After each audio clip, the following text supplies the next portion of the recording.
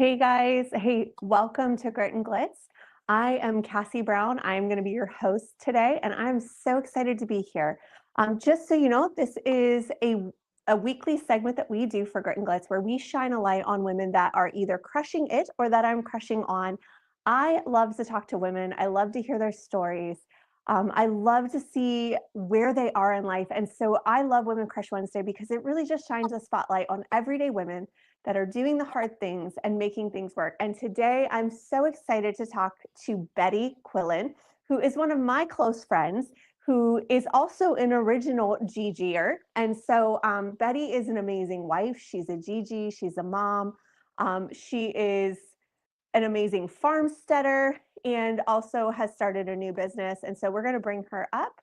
And Betty, I am just so excited to see you. Hi. I think someone just pulled in my driveway. That's awesome. This is fabulous. Hi.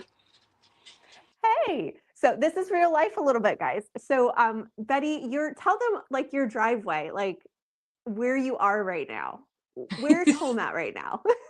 So we just moved onto our homestead property about a year and a half ago, and we have 16 acres, and I wish we had more, but that's what we're working with for now. And you have animals now? Animals, we have chickens, we have sheep, goats, did have a cow. He's gone. If you guys go and watch Vane Homesteader, her TikTok and her Facebook and everything, Earl had to die. So there was a whole video about this cow dying. My question is, did you eat him yet? Oh, yes. He's a delicious steak. He's so Okay, good. good. Yeah. Good. He's forgiven. That's the most important. He made up for it. Yeah. He's Okay, forgiven. so Betty, you were a social media digital creator. You were doing it before it was fun, and before a lot of other people were influencers. Tell us a little bit about your journey, where you were a couple years ago to where you are now, because life has changed within the last 5 years, especially. Like you were in one place, and I've watched your journey. I've been a part of your journey. I would just love for you to tell the women a little bit about like your backstory and where we are right now, so they can catch up. Sure. I know when you asked me to do this, I'm like, I don't know if I'm a good one anymore because 2020 Betty and 2025 Betty are like two completely different people. So in 2020, I guess it was 2021 when we opened a boutique. I co-owned a boutique named Lovely. And I also had my own self-tanning brand. And I was just hustling all the time. I was working nonstop. Even when I wasn't at work, I was working. And I loved it. I mean, it was a fun time in my life, but I could just see God pushing us to a slower lifestyle. Um, I'm a Gigi now. Had I known I was going to be a Gigi, I probably would have never opened a boutique, to be honest with you. Um, but I had wanted to for years to do tiny living, sell the house, find some land, all those things. And I wanted to do it when the kids were small. And Jerry was like, absolutely not. He's like, I'm not living with 3 boys in a tiny home. So now looking back, I see that that was protection for my sanity. But all of those things did happen. We had opened the boutique, and then, I had kind of given up on like the tiny living homestead thing. And then one day he was outside, he was working in the yard. He came in and he was like, okay, let's do this RV thing. And I'm like, are you kidding me right now? Like, I wouldn't have jumped into such a big venture had I known that this was the direction our life was going to go. But that's what God does. There's different seasons for everything. So we sold the house, bought the RV. We stayed on a friend's property for a couple years until we finally found our land, and we are here now. And I do a lot of canning. I have a canning kitchen because canning in an RV is not ideal or probably even safe. So Probably. Yeah. So I am doing all the homesteady stuff. We garden, we have animals. And, hopefully, I know at least two of my three boys want to build here someday too. And maybe the other one will decide to later, but just kind of want to have our own little like family compound here. And then something I never thought I would be doing again is I step back into that cosmetology space. I have been a licensed Mhm. cosmetologist for over 25 years, which I'm aging and telling my age, but never thought I would step back into that arena. But again, God had other plans. I started working at Command Wellness and Quantum Wellness, just helping them with their services. And then, long story short, God just said, "Nope, you're going to do organic facials here." So I do that as well. All right, so that's a lot and a lot It's, of transition just in 5 years. yeah. Because now you have two grandbabies Hmm. and your family's growing, and the canning videos have been great of like, I was in the shed back in October, I think, like when we were there, and it was just like an outline of a building and just watching the progression and seeing um, you don't hustle anymore, but you work hard. Yeah. Um, and I think that's something that's so important for people to understand is like hard work is just natural. It's something that we should be doing. It's something that if you're going to build something, you better have the oomph, the grit behind it. So here's a question I want to ask you. What are you building right now? Okay. And Okay. why does it matter to our community? So what I am building now, I mean, again, we're in the very like beginning stages of homesteading, and so we're learning as we go. But my ultimate goal in this is to be able to teach others how to do the same thing.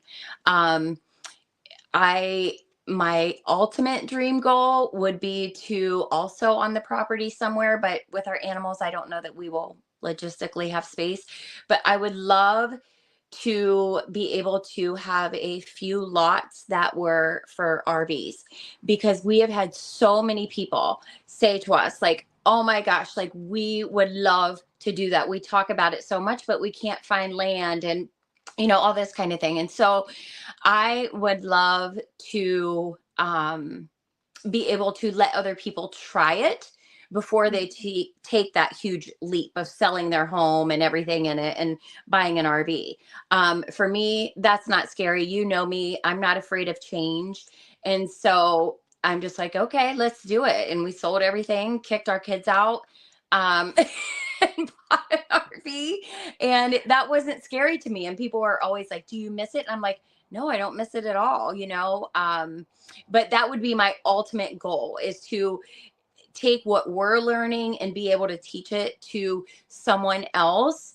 And like I said, if we could have lots here someday, that would be like huge down the line goal, but that they can be part of a working homestead to see if it's something that they really do want to do, because it is not an easy lifestyle for a lot of people. I don't know. I guess if you have like a really strong work ethic, it doesn't feel like work, if that makes sense. Yeah. But it's hard work, it's physical labor. And so I would love to eventually have something that reaches beyond our family and just providing for our family and allows other families to see if this is something that they would want to do. And I know for you, especially like because I've been a part of your journey, seeing just where the food industry has come Mhm. and seeing what's going on with, understanding where your food comes from, what you're putting in your body, how that affects your not just your physical health, but your mental health, your family's health. I think like one of the things that I would love for you to talk about is your passion for, sustainability, self-sustaining Mhm. food and self-sustaining growth because you've always, you've done that to an extent a little bit like you can with your family. Canning's a big part, but now you're like full all in on really becoming a self-sustaining Mhm. food source. Yeah. And I a lot of times, especially like on my canning videos and that kind of stuff, people will message me and they're like, oh, I want to learn how to can, but I'm so afraid. Well, if you're afraid of a pressure canner, imagine what being hungry is going to feel like. Mhm. And I don't care what side of the aisle you are on because I think they're all on the same team. However, you I can love you. tell, you can see that this world is changing. Mhm. And if I honestly don't know how everybody isn't like moved to like be more prepared when what hits the fan. But yes, I mean, besides the fact that everything in the garbage or in the grocery store is garbage, um, you know, food is not endless and people do not understand that and they don't have the skills to do it themselves. It's not that they can't learn them. They just don't want to, or they are too busy living their best life to worry about what is going to happen in case of an emergency. And if we look back at the pandemic, before that happened, we would have never said that they're going to make us stay home, that they will shut down our businesses, that we will have to, wear face coverings in a grocery store, or we will have to walk in single file lines and follow arrows. Everybody would have said that's crazy. Everybody Mhm. would have said that's crazy. We live in the United States. That would never happen. And it did happen. And Yep. so that was kind of like the um, triggering moment for me to like get more serious about canning and preserving our food and having things in case of an emergency. And I love that because I feel like it's something that needs to be taught, and you're not just doing it, you're showing others how to do it, and I think that's so valuable.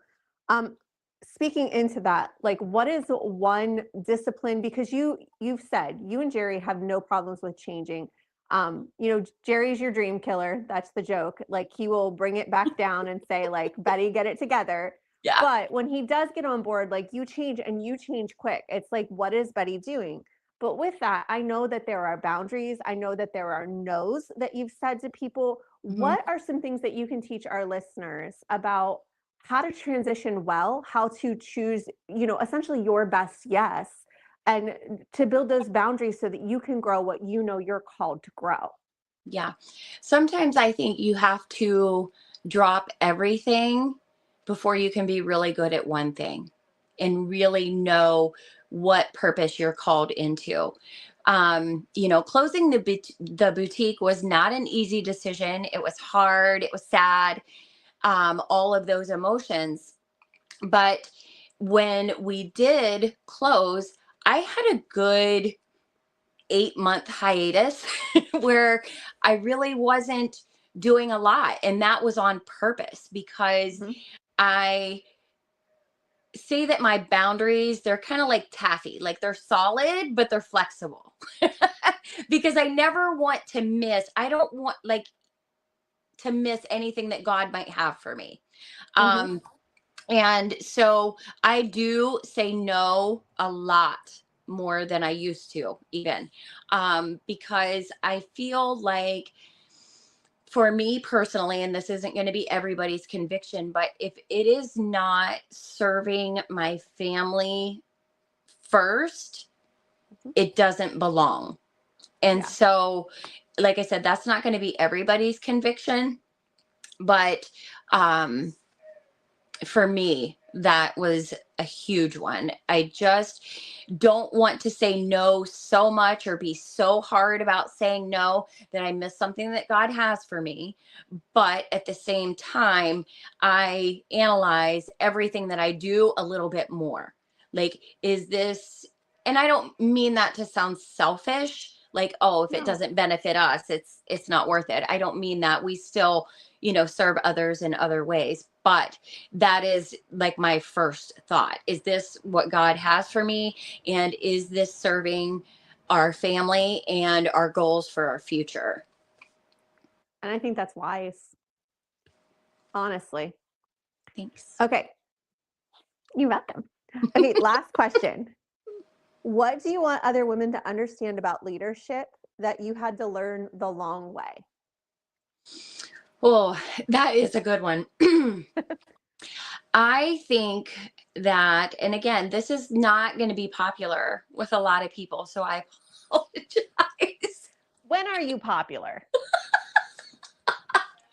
But I just think start with the most important things first. We are leaders in our homes with our children, um, with people that we work with our friends. It isn't necessarily, being a business owner and you're paving the way for others, or it's not always something grand and big. And it can be as simple as leading well in your home first. If you're not leading well at home, you're not going to lead well anywhere else. That's just how I feel about it. And we've talked about this many times, and you say this all the time, that leadership is not a position. It's not a Yeah. position that you seat yourself in or someone else puts you in. It's leading with grace and wisdom and being able to take criticism and give it, because sometimes it's hard to give criticism as well. But it is starting with one area that you're already leading in and analyzing that, and recognizing that that may be exactly where you're supposed to be at the time. If you are supposed to lead more people in a different setting, like, God will take you there. I always say, don't try to force doors open, because Mhm. what happens is you walk through those doors and you're not supposed to be there, and you're like, what the heck is happening? So wait patiently and prayerfully for those doors to open before you just storm through them and knock them down, because that's what I used to do. And if I could go back 20 years ago, things would have been completely different for me. Same, girl. Same. Well, and I think that there is this idea that, we're supposed to get there, and like this image, and image is idolatry. So like the image of what we are supposed to be. And we miss out on who we are because we're so busy looking at and comparing who we are to what we think we should be. And our expectation is what's robbing us. And so, Betty, I would love for you to tell everybody where to find you. Thank you, thank you, thank you for being on for Grit and Glitz, and just let everybody know where they can find you. Okay. You can find me on Facebook. I'm just Betty Quillen on there. And on Instagram and TikTok, I am the Vain Homesteader. And yeah, so that's where you can find me on my socials. Perfect. Well, thank you so much for doing this interview. Guys, couple things. Number one, our next event is March 10th. It is at the Emerson, so we would love to see you there.